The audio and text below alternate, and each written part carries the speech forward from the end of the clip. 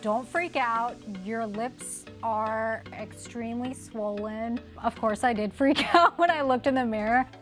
Hi, my name is Sarah, and I got a cosmetic lip tattoo.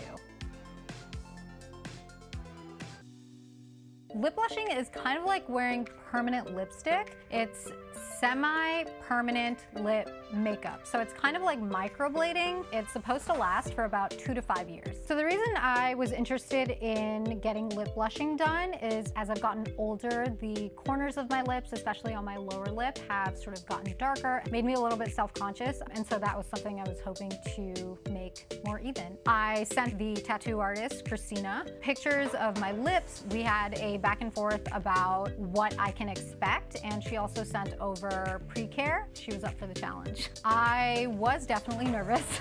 You know, it's semi-permanent, but there's also a tattoo needle that's literally on your lips. So walking into my lip blushing appointment, everything that Christina had told me, I'm gonna be swollen, they're gonna be scabby, it's gonna shed. It's just gonna be overall uncomfortable. It all hit me at once and I was contemplating whether I should leave.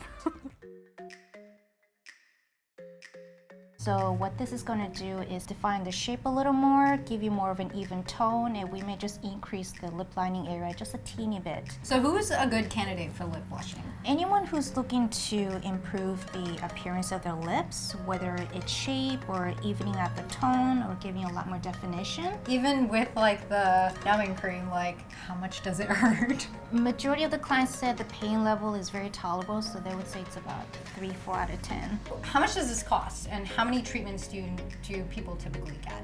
For darker lips, it is definitely a 2-session, or there could be an additional session. The cost range, it could be around like $500, it could go up to even like $1,500. Christina numbed my lips with numbing cream. After that, she started lining my lips with a white eye pencil. And this was sort of to be a guide for her on where she would be tattooing my lips. And then we got to tattooing.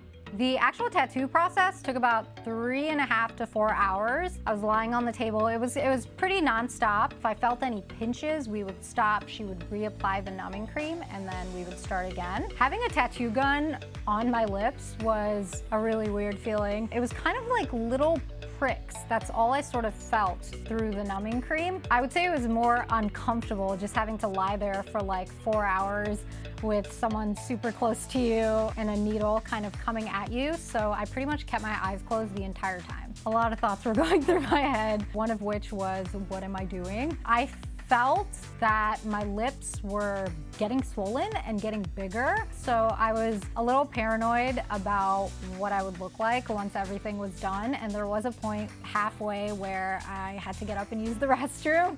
And I looked in the mirror and I sort of panicked. My top lip was crazy swollen. I had no choice but to go lie back down on the table and finish up.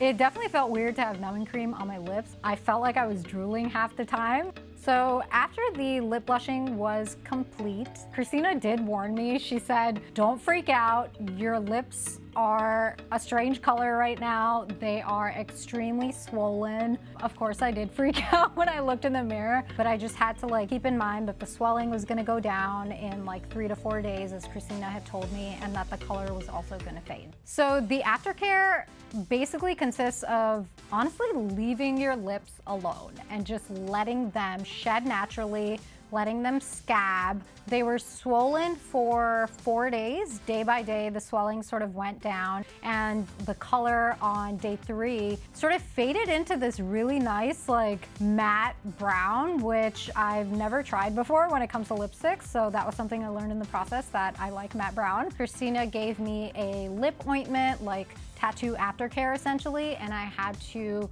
spread a thick layer. Anytime they would feel dry, I would just rush to the restroom and apply. Day by day, my lips started shedding, they started flaking. I would wake up and see, like, sounds gross, but lip flakes in my bed. The flaking lasted for about 6 days. I also didn't apply any sort of lip color, lip tint. It was basically the ointment for like a week straight. I did touch them. It was super hard not to touch my lips, and I'm not gonna lie, I for sure touched them. So it's been about 3 weeks since my first lip blushing session, and my lips are kind of back to normal. The swelling has obviously gone down. They're not shedding anymore. I still am keeping them very moisturized, but I now have started wearing like lip colors and lip glosses, lip tints. I haven't seen a difference in the color. The corners of my mouth are still a little bit dark and uneven, but Christina did say that I wouldn't see results after the first session. I don't think lip blushing is for everyone, but if you're interested in not having to spend as much time on your lip makeup, or like me, if you're interested in evening your skin tone, then maybe lip blushing is for you. In about 3 weeks, I'm gonna go for my second lip blushing session. So if you want to follow along on my lip blushing journey and see what my end results are, feel free to follow me on Instagram.